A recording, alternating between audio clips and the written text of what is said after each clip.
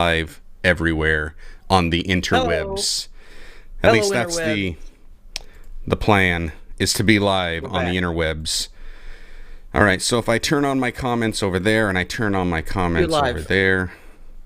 Yeah, we're just chatting at the moment while I try to get my commenting up and going.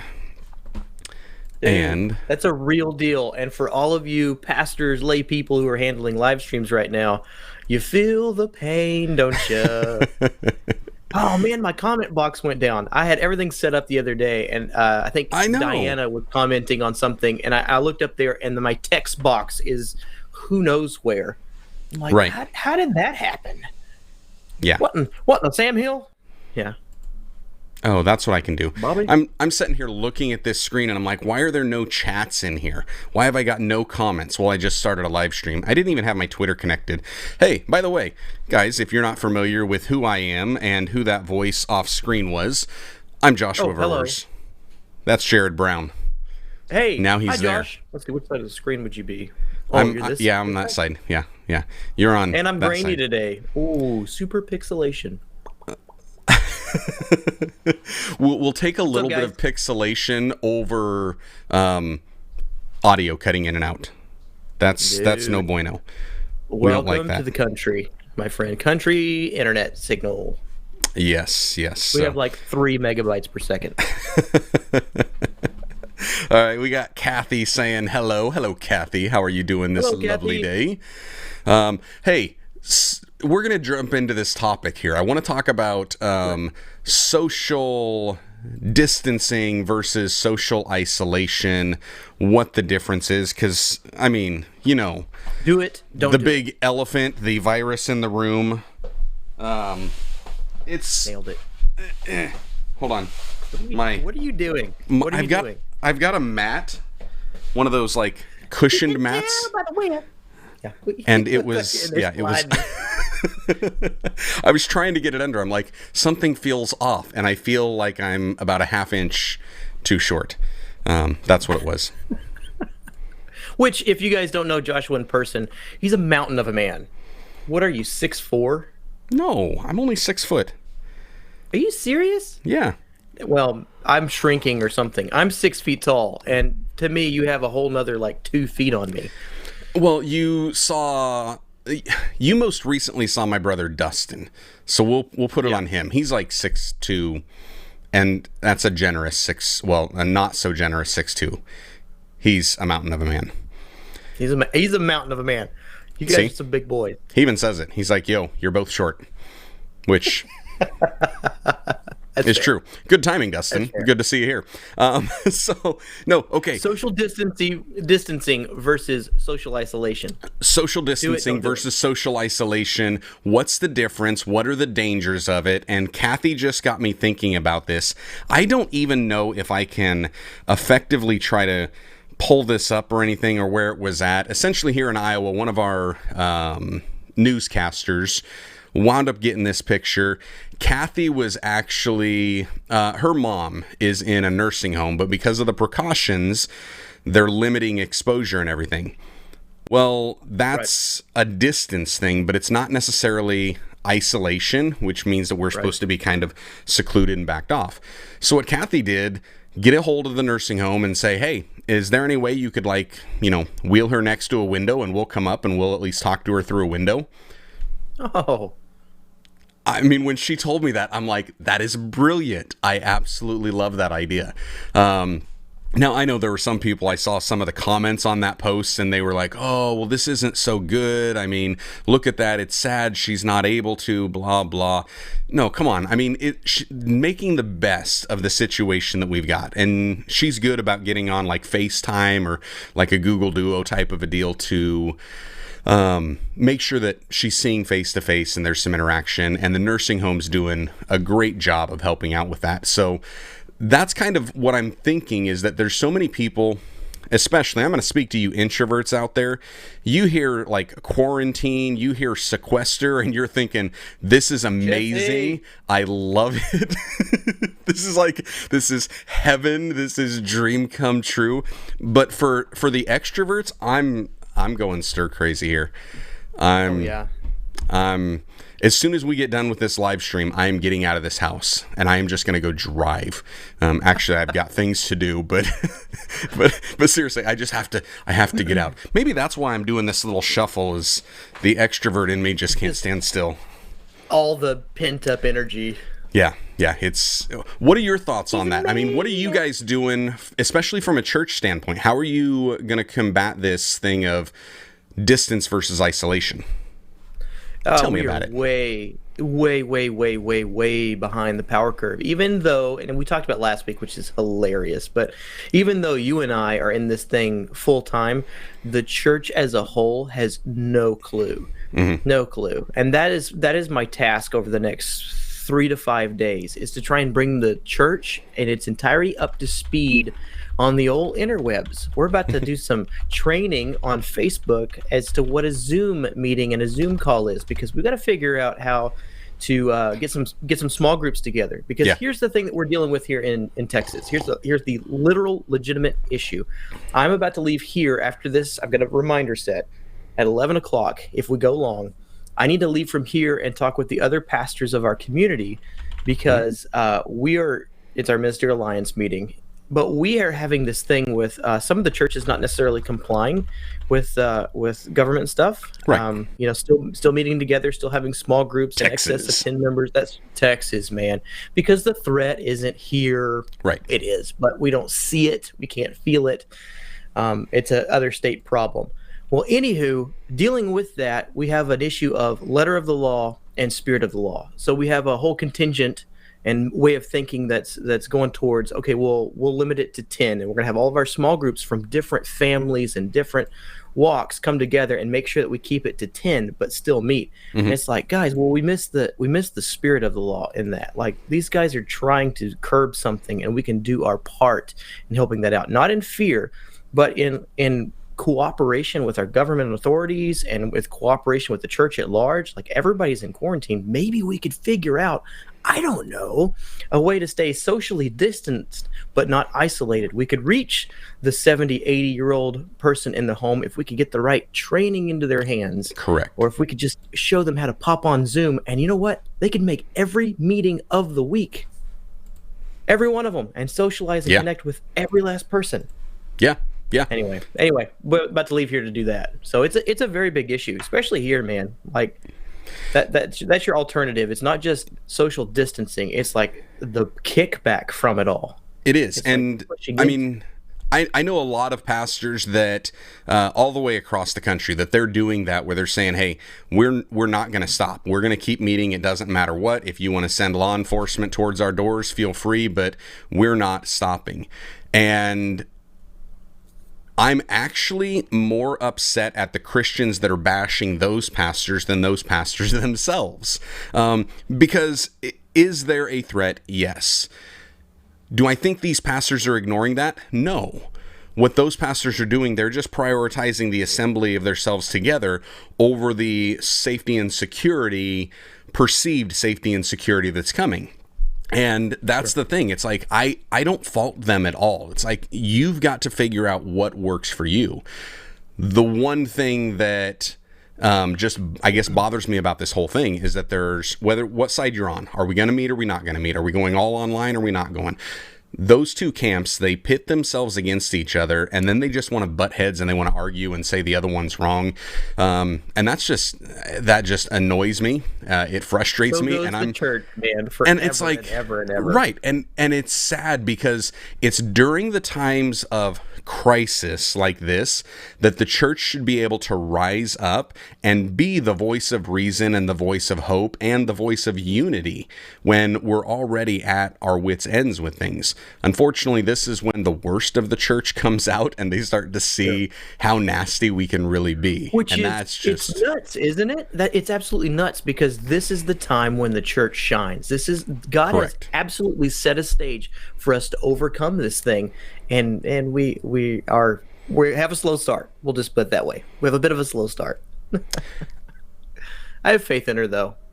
She's a good bride. She's gonna pull through. You don't have faith in her?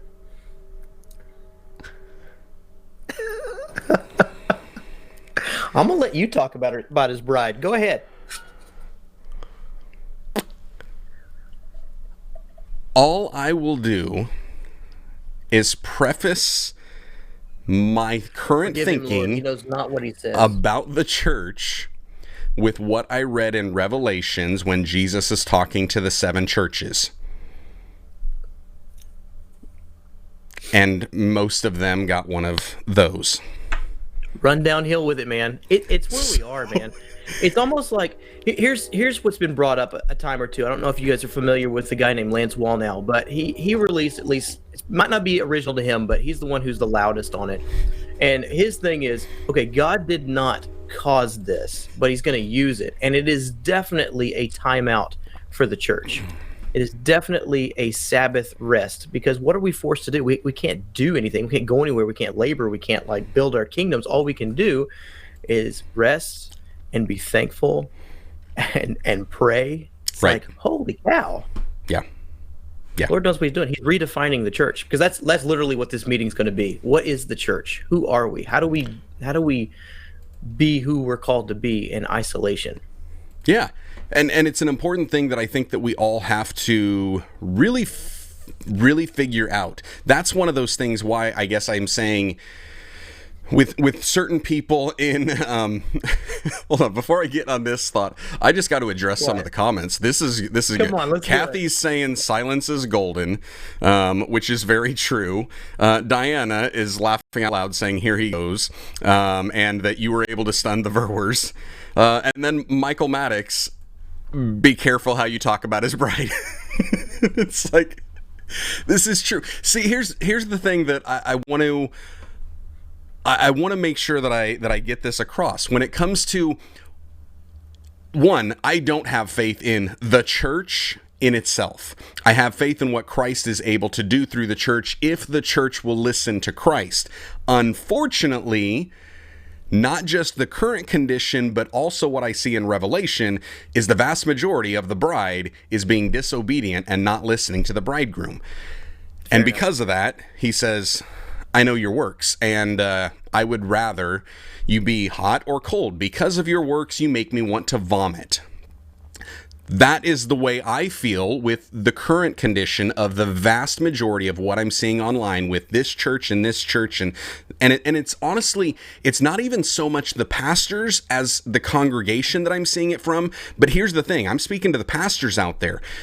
Your congregation will follow your lead. And so if you see your congregation members that are bashing other churches because they choose to do stuff in person or they choose to do stuff online, well, that's coming from your leadership in your direction. And you really need to be correcting them and saying, hey, 1 Thessalonians tells us to mind your own affairs. So mind your own business. Stop worrying about what the church down the street's doing. Stop worrying about what the church in Texas is doing. Stop worrying about the church in Iowa. Who cares? It's none of your business. Let Jesus deal with them. We're going to focus on what we do. And in this time, this is what we feel is best for us. That's my... Is it inappropriate that when you said the church down in Texas, I want to scream out the Texas IE? I almost expected you to do that. I'm almost expecting you to do that, yes. No, so this is kind of what my thought is, and especially when we talk about the difference between social distancing and social isolation, I often think that a lot of us will come into this place that we're thinking, hey, we're not to forsake the assembling of ourselves together, as is the habit of some, but so much more as we see the day of his return approaching. And essentially, as we see the day of his return approaching, we should be gathering together more. The problem is we are so, as human beings, we're so stuck in this head and in this physical world because we're a physical being and we don't think beyond this. We limit what God can do. And I'm sitting here, I'm thinking, you know what? People are busier. I hope we're recording it too. This is going to be some good gold here. This is going to be some good podcast right here. Preach it, son. Yeah. It's just, to me, it's like, seriously, if we're to be meeting together so much more, and yet everything in our lives is so much busier, how do we do that? Oh, hey. Here's an idea. We have like a dozen people watching right now that we're connecting with. And We're from all over. Incredible. We're from the East Coast. We're from the South. We're from the Midwest. We're from all over the Southeast. We got people all over. What? Henry's in here. He's like, yo, tell them, boys. Henry. Henry's in what? New York? Is that right? New York? That area? The Northeast? I think Henry's in the Northeast. I know he's in the Northeast, but I don't know. I may be wrong about New York, but for some reason I'm thinking New York. Henry, you can tell me if I'm thinking New York as well, but if I'm wrong. But I mean, and you got Dustin, he's down there in South Carolina. We got Michael Maddox over in Nebraska. Diana Gladney's down in the Lou in St. Louis, and I mean, you're in Texas. Here I am in Iowa. Kathy's here in Iowa as well, and it's just. Oh, Henry did correct me. It was Connecticut. So close. Connecticut. So close. I mean, it's just across. It's just right there. It's northeast. It's there. But there we go. He says he was born in Brooklyn, New York. So that's what it was. I'm claiming there was and yes, and I forgot this one. We're talking about, hey, we've got the Far East as well. Charles Nickens in the house, all the way over from the Far East. So, I mean, it's like we are meeting live, in person, online right now. There is no reason why every single church doesn't have this option. And I love that you had talked about what you were wanting to start doing is like looking at Zoom and some small group stuff. I was hoping to get that done last night for a small group. Didn't have time to get everything all set up and in place, but by next Wednesday for our midweek small groups, we're going to be doing that one on Zoom. It's just something that about half of us know how to do it, the other don't. And it's like, it's not that big of a deal. I'm going to send them a link and hey, click on this, jump in. The only thing is put some headphones in. That's the beautiful thing about Zoom, guys, is that you can mute. Okay? Yes, and the show host can mute everybody too. That's what I'm saying. It's a beautiful thing as a group leader, if you lead a small group, to be able to mute people and unmute them as the Lord leads, because that's half of a small group dynamic is like, okay, Cindy, we've heard. Okay, Cindy, just chill out just for a second. We just need to let Charles talk for 2 seconds. He's got a good point. Cindy, all the time. Well, and here's another little pro tip that I'm going to give. This is a personality pro tip for those, especially here. When you go into the digital space, you have to realize that there's some of the physical nuances that aren't going to be picked up on. So if you're leading a small group through something like Zoom, what you would want to do is just kind of let people know, hey, we're going to go and I'm going to ask you guys a question. When I ask you, I want you to unmute your microphone and then you're going to talk for a little bit. Then we'll go back to muting it and we're going to go to the next person. That's the beautiful part. You get to teach them as they're coming onto this platform. You get to establish the group dynamics. Correct. You get to say, hey, look, here's proper protocol for how you work online. Go ahead. Yeah, keep going. and if you've got somebody in your church that is more introverted, the introverted people are really wanting to think and reflect on something before they speak. An extrovert just speaks without thinking. And yes, I did point at myself on that. So a couple extroverts here that just want to talk. But the thing is that if you're a good leader, if you start to learn your people, you can figure out this person, I've called on them a couple times and they just sit there and they think for a little bit. They must not want to talk. Right. No, they want to think before they speak. Stop putting them at the first place, stick them in like fourth or fifth, and then let them go just a little bit. You've got to let, Cindy, you've got to calm down and let, Charles speak. Genevieve saying, poor Cindy must be an extrovert. She was. I related to Cindy. So, Dustin saying that he would always be muted because he has no filter. Yes. Fair. Hey, first step is admitting you have a problem. Yeah.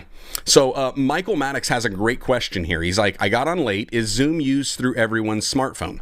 So Zoom is essentially an online conference platform.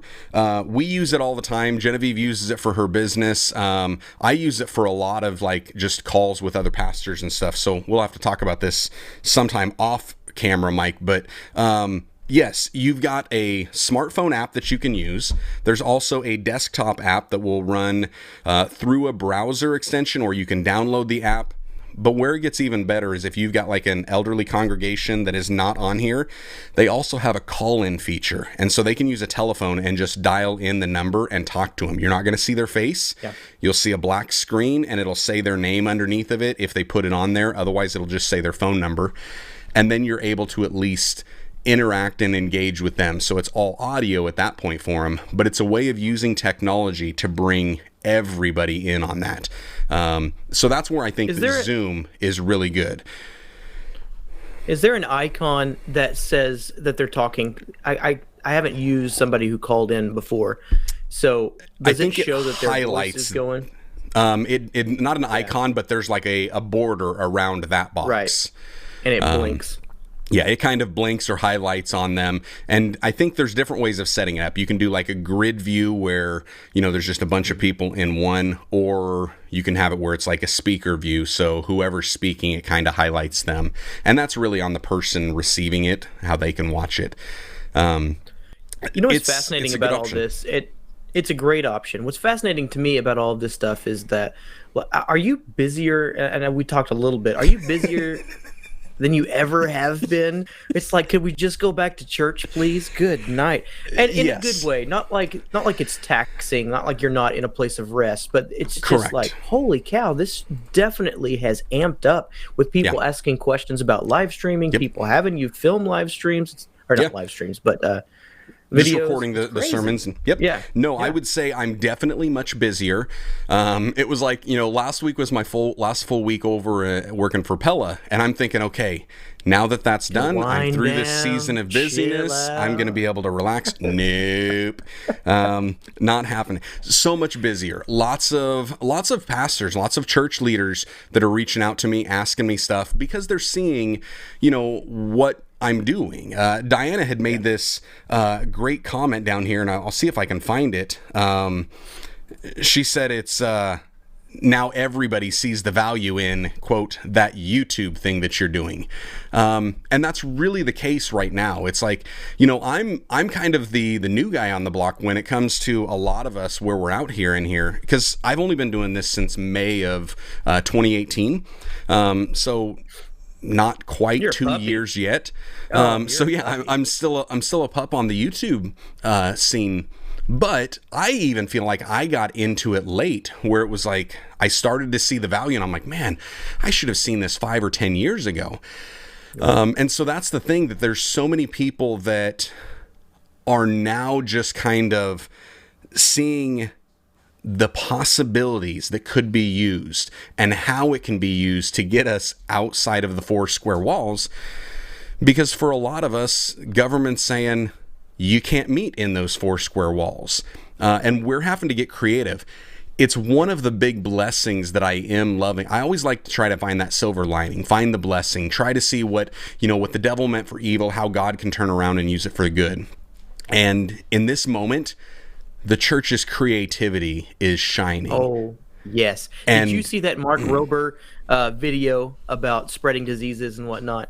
I did not. At the end of it, he's in a school and he's talking about how things spread, how viruses spread. I'll spare you the details. Watch the video. It's fantastic. Okay. But at the end of it, the principal cancels school. And all the kids scream in excitement. They're like, yeah. And one kid screams out, Fortnite. And that was his whole point. Like, some people look at it like, oh, no, we're going to be isolated. We're going to be at home. And if you have a childlike mentality or heart, you get to say, oh, my gosh, Fortnite. I'm going to play so much Fortnite. This is such an opportunity. And I've been really impressed with that with the church, with little ramp up time. I'm seeing people floating coffee hand. Ba, ba, ba, ba, ba. I love you. That's the best shtick you got going on here on YouTube, man. I love that. Funny how things accidentally happen. Anywho, people who throw up a cell phone, sit down in front of the Word, and are gifted communicators or relational or just, I don't know, have a story to tell immediately. I mean, we talk about coming late to the platform. Some of these people, inside of a week, there's a pastor friend of mine, he just slams up a cell phone, and it's like, dude, you were born for this. Right. Like, wow, and Right. in no ramp up time. So to encourage the people who are watching this right now, maybe you don't have experience, maybe you haven't been on YouTube for what are we in 2 years for you, then 90 million for me. It's like you can ramp up this week by slamming up a cell phone and saying what God puts on your heart, showing people what He's shown you. Yeah. Yeah. Oh, absolutely. And it's like, and I'll just kind of shout out Michael Maddox right there. He's been working on their church's live stream for a while and just slowly adding to equipment and gear and upping the process. And he's doing kind of the slow, steady race. So when it came to this, it's like, he's got the good foundation. He's ready to go. He's figured out, okay, we know how to get this camera. We know how to stream to Facebook. I know how to take the audio from our soundboard and putting it in there.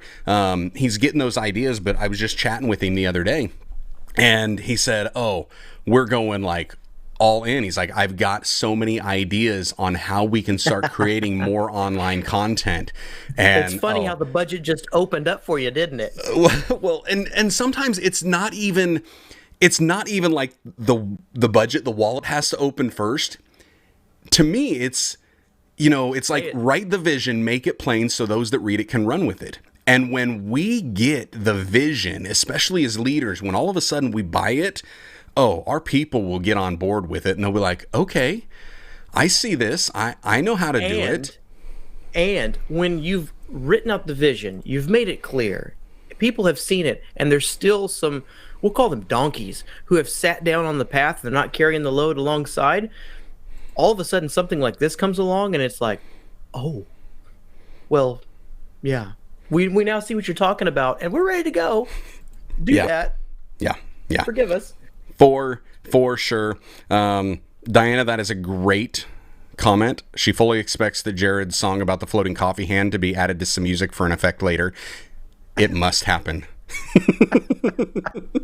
You embarrassed me, Diana. Am I turning super red? I'm embarrassed. I couldn't help myself. Yeah, I mean, Diana sitting here, laugh out loud. The budget was no longer a problem after Sunday. Very true. Very, very true. I had more than one church pastor. I don't necessarily think that they're all the two. Was it two of them? Yeah, two of them. I don't believe they were both lead pastors, but the interesting thing was I had talked to at least one of these prior about what camera I would recommend. And so it's like my first recommendation on a camera for a church right now is the Sony A6600 because it'll record long form content. You have an unlimited record limit, but it's also a DSLR, so you're going to be able to do photos and really good photos of stuff like that. The problem is that thing is pricey. I mean, my wife actually made me start calculating up how much I've spent on gear, and we're not going to practice that exercise anymore. That was painful to use the calculator.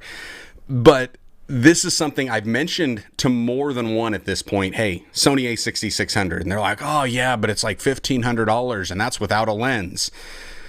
Well, now it was funny because both of these that I talked to, I was like the Sony A6600, but by the way, it is pricey. You're probably going to be dropping $2,000 easy with a good lens, and I would recommend probably 2,500 or maybe even 3,000 because if I were to get one lens, especially for church use, I'm suggesting the Tamron 28 to 75 millimeter f2.8. That's my recommendation for them. And so he's doing something. I'm hoping there's a link in the description for anybody. There isn't, but there will be later. But we talk about gear so much. Yeah, I mentioned this, and both of those pastors are like, oh, it doesn't matter how much it is. Just tell me what I need. Yeah. And I'm like, yep. That means church leadership saw what was happening and they were doing it. And that's the other thing. It's like, you don't have to spend that money too. I think, like Michael Maddox had said, actually, I don't even know if he mentioned, he just said he's getting used to talking on camera or the phone right now, which by the way, it is. That is a real thing. Let me just say, I filmed a church last night. They are professionals. They are up front in front of thousands of people every week. That's what they do. I turned on some cameras. I turned on 3 cameras just to record them talking, worshiping, doing what they do. It was they had to redo some songs because it's like, oh, there's something different about the little red dot that comes on and pressure or something. Yeah. I don't know. And the audio and the video is thing. different. I mean, the whole thing is different. But I mean, one of my recommendations, and I have to get this made. I have to get this made, is a vlog just using this. And I'm actually going to make a video of here's a cheap, simple way of using your phone to record your church services. Because I feel the pain, and Jared, I'm sure you do, and a lot of the small church pastors out there, they feel the pain and the stress, because a lot of times it's like when we start dipping into the church's budget for these things, that means a lot of times it's coming directly from our salary, because it can't come from anywhere else. And it's like, something's got to take a hit, because a lot of small churches, we talk about families that live paycheck to paycheck. A lot of small churches are really living from offering to offering to maintain everything, which I guess is another alert, bonus, pro tip, reminder, Diana, exhortation. This is for everybody out there. Just because you're not going to church does not excuse you from not sending in your tithes and offerings to church. Oh. They still have bills. They still have needs. So if you've got it, send it. If they don't have an online thing, figure it out. Don't isolate your giving. You can just distance it. Send it through the post office. Just don't lick the stamp. I didn't see that coming. Hey, be generous. There's online options too. Here's the other thing. If a church pastor out there is thinking, how do we set up online giving? Tithe.ly. Tithe.ly. It is free for you. And the bonus is they even give the option for the giver if they want to cover the processing fees that are in there. And Tithely takes one of the lowest amounts I've seen. I've tried PayPal. We've tried, there was another one for a while that we were using, and then Tithely. And now we use Breeze, but it's our church management software and they've got it built in. Otherwise, we would still be using Tithely because it just works.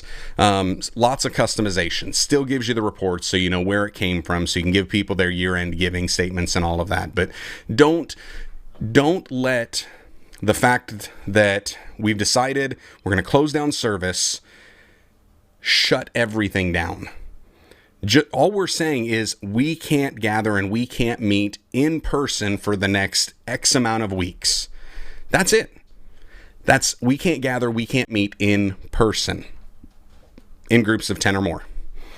Beyond that. And let me add to that. Let me add to that real quick. Not just monetarily. We're a creative bunch. There's going to be needs arising in the next few weeks amongst your fellow congregants, amongst our, the people that we go to church and do life with. And let's be generous. I think that's at the heart of what you're saying. There's an opportunity to be the church. Is there a tithe portion still cut out? Yes and amen. I'm piggybacking on what Joshua was saying. We still need a tithe, but there's going to be some creative opportunities for us to be generous to people who are hurting and in need in the next few weeks. And it's our time to shine, to be led of the Lord, to do some cool stuff. So if you're not called to video, maybe you're watching, you're still called to generosity. Every last one of us. Yeah. That's who we are. Yep. Absolutely. Yeah. Hold on. Michael's asking, is it Tithely or Tithely? So which one with and it's got an E. So tithe.ly. TITHE.ly is what you want to do, Michael. So it is this one, only just put a dot instead of a .com, it's .ly. There you go. But yeah, there's an opportunity here. Here's another thing that I think with the opportunity that we have is not just for pastors to be stepping up. Yes, I'm busier than I have been. I'm not necessarily busier than I have been just for our church, but it's helping the other churches out there because they're kind of behind the curve on a lot of this. However, one of the things that I've been doing, and I've seen this over the last couple of years, is that I can lean into more people from our church, people that I wouldn't necessarily think of or expect to do certain things, because They're not comfortable with that. It's kind of outside of their wheelhouse. It's not something they're familiar. I don't know if they're tech savvy enough. This is a great opportunity for you to just try it. And pastors, if you have a younger member of your congregation, ask them. Do not assume that everybody's as busy as you are. Don't assume that you know somebody else's schedule. Just ask. Give them the permission to say, you know what, I think I'm too busy, but also give them the opportunity to be able to serve. And you may find somebody in your church that they know how to do all of this. Because here's the other thing that I'm hearing a lot of is YouTubers that are in ministry serving in some capacity in their church. However, their church has no online presence and no online video. They've never tapped into this individual. So there's a little bit of a disconnect with that. And that's where it's like the church should have been leaning into that a little bit more, but that's a two-way street. One, the person that's doing that, your church may not know everything. Don't assume that just because you do something, everybody knows everything. So you have to kind of put yourself out there and then give the opportunity, present it. Now's a great time.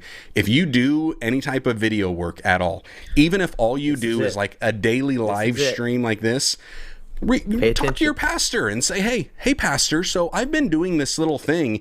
Is there anything I can help with? Could I help our church do something like this? Sometimes that's what the pastors are looking for. Yeah, let me encourage the pastors and the leaders out there who are making that decision. I think we think that it needs to look a certain way. It needs to have a certain production quality. And this is the best time, the literal best time to just put something out there and to work through the kinks and the issues. Because where is your audience going?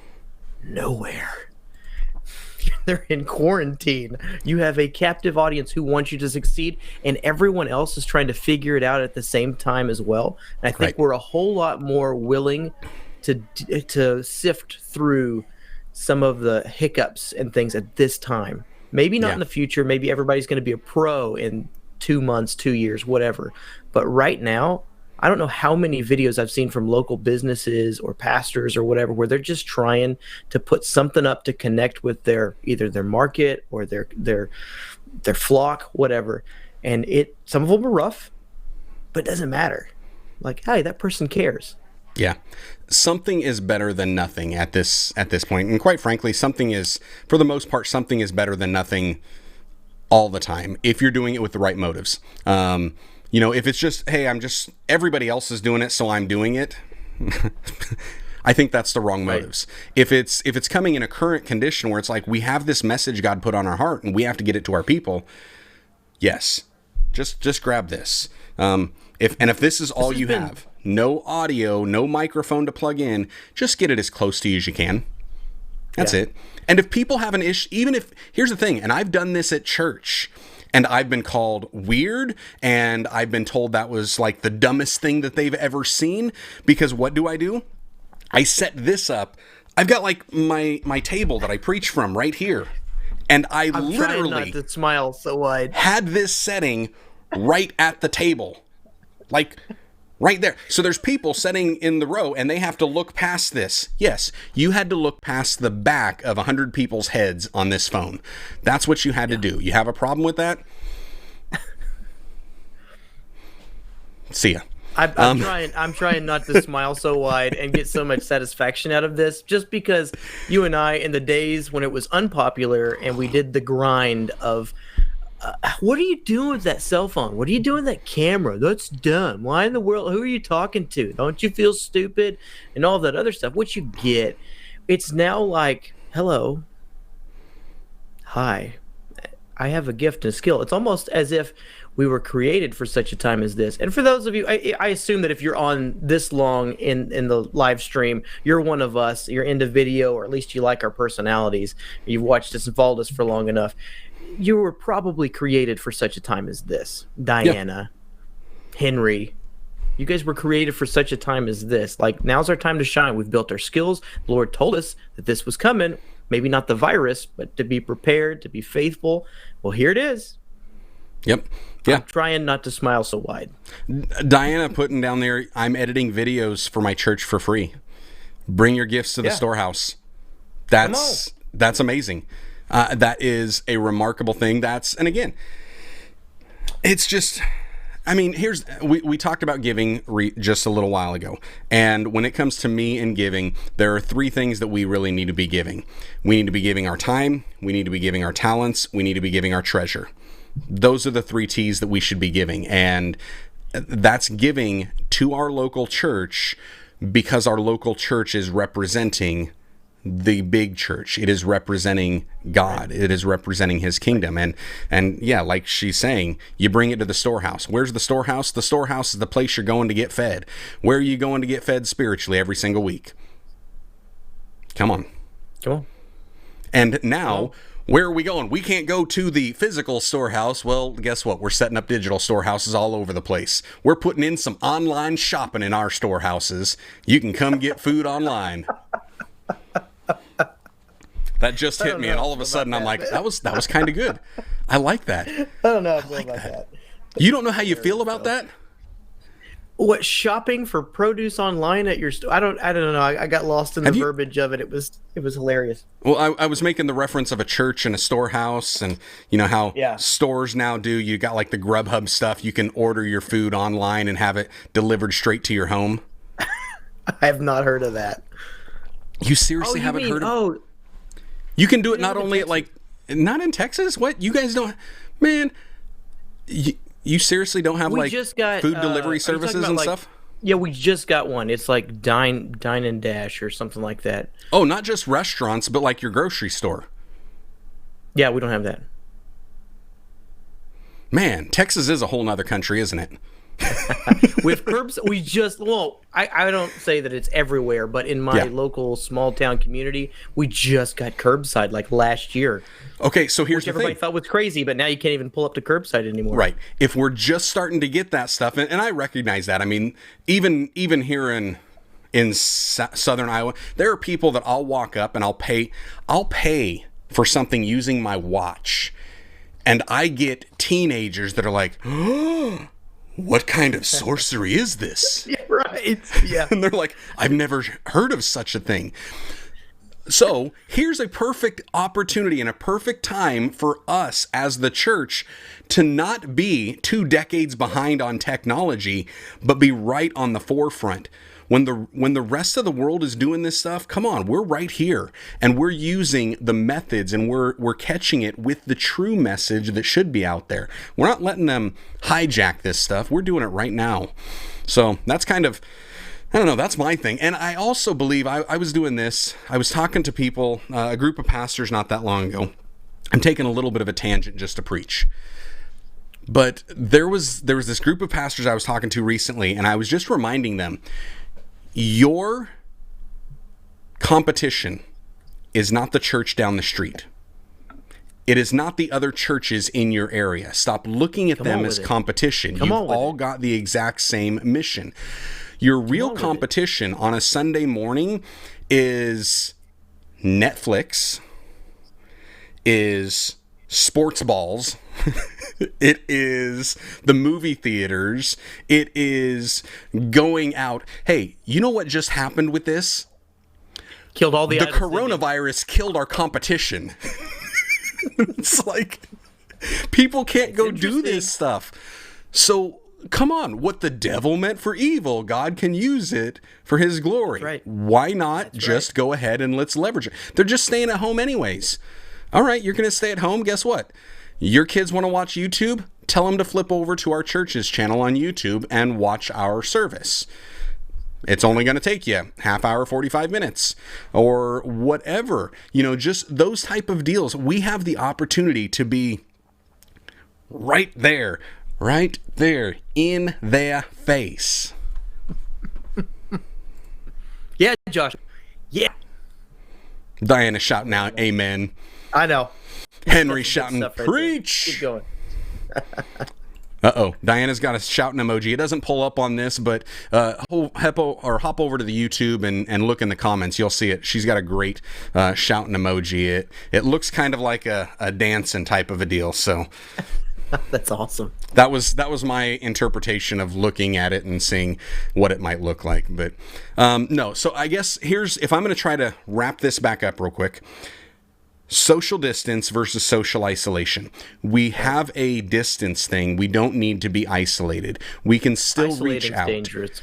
We can make sure that we're still gathering together. It may not be in a physical context, but we can still gather. And there are others that, like Michael Maddox had one in here where he's sitting there and he's saying that they're still meeting on Sunday mornings, but they're spread out. People who are uncomfortable can stay home without condemnation, and those who are sick stay home and watch live. And he's even going above and beyond. He believes that the church is called that if any is sick among you, let him call on the elders, and they will come, anoint them, and pray for the sick. I've heard him do this, and it's something that I'm willing to do too. If anybody in our church is sick, man, just call me up. Let me know. I'll come over. I'll pray for you. I ain't worried about no coronavirus. It doesn't faze me at all. I am aware and concerned with the health of our church in general, and I don't want them and where their level of faith in this might be to think just because pastor does it, I need to do it, that type of a deal. Right. We grow from faith to faith. Our faith is continually growing and continually increasing. And I do believe that there's a very thin line between faith and foolishness. And so it's like, yes, do I believe that if I were to pick up a poisonous snake and it bit me, it wouldn't by any means harm me? Absolutely. Does that mean I'm going to go stick my hand into a pit of venomous snakes? Absolutely not. I'm not going to do that. Others want to try it. More power to you.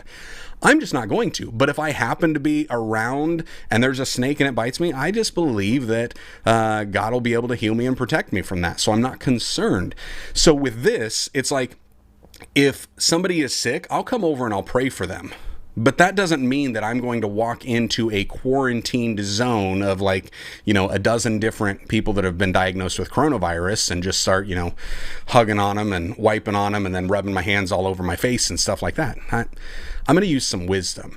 But I love, I just went on a really straight tangent there. But I love what Michael was saying, because their church, I've been over to their church, and it's a large building, a smaller congregation, and their sanctuary, they've got enough room where they can put 10 feet between the families. And so they could meet in 10 or less groups and have enough distance between them, but they're not isolated.